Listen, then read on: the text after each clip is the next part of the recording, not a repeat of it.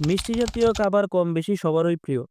যে কোনো খুশির সংবাদে সবার আগে আমরা মিষ্টির দোকানেই ছুটে যাই। মিষ্টি ছাড়া যেন আমাদের উৎসব আয়োজন অপূর্ণ থাকে। কম বেশি সবাই আমরা মিষ্টি খেতে ভালোবাসি। আর এই মিষ্টি জাতীয় খাদ্যের প্রধান ও মূল উপকরণ হচ্ছে চিনি। তবে এই চিনি খেতে মিষ্টি হলেও এর ফল কিন্তু মোটেই মিষ্টি নয়। অতিরিক্ত চিনি আমাদের স্বাস্থ্যকে বিরূপভাবে প্রভাবিত করতে পারে। চিনি একটি নীরব ঘাতক। চিনি শরীরে বিষের মতো কাজ করে অনেকটা।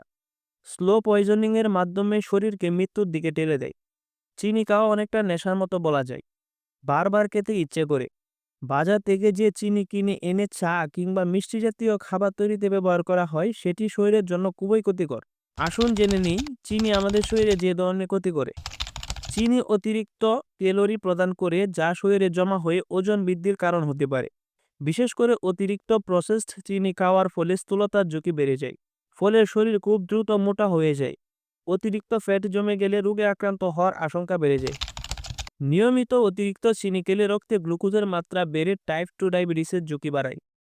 যদি দৈনিক চিনি থেকে 150 ক্যালোরি গ্রহণ করা হয় তাহলে ডায়াবেটিসের ঝুঁকি বেড়ে যায় অন্তত 1.1%। অতিরিক্ত চিনি খেলে লিভারের চারপাশে অতিরিক্ত চর্বির স্তর তৈরি হয়। ফলে লিভারের কার্যক্ষমতা কমে যেতে থাকে।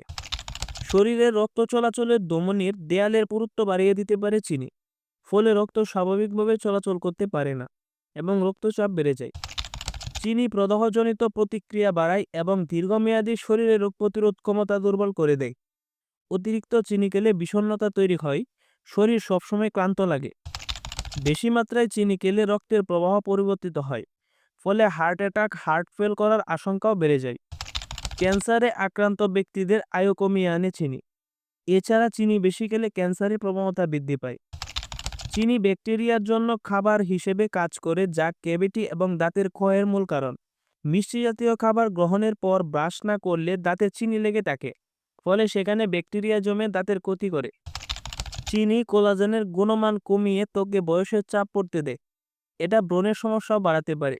পাশাপাশি কোলাজেন ও ইলাস্টিনের ক্ষতি করে। চিনি সোরিয়াসিস খারাপ করে এবং ত্বকের প্রদাহ বাড়ায়। তবে চিনির বিকল্প হিসাবে গুড় বেছে নিতে পারেন। কেননা চিনির তুলনায় গুড়ের ক্ষতিকর দিক কিছুটা হলেও কম।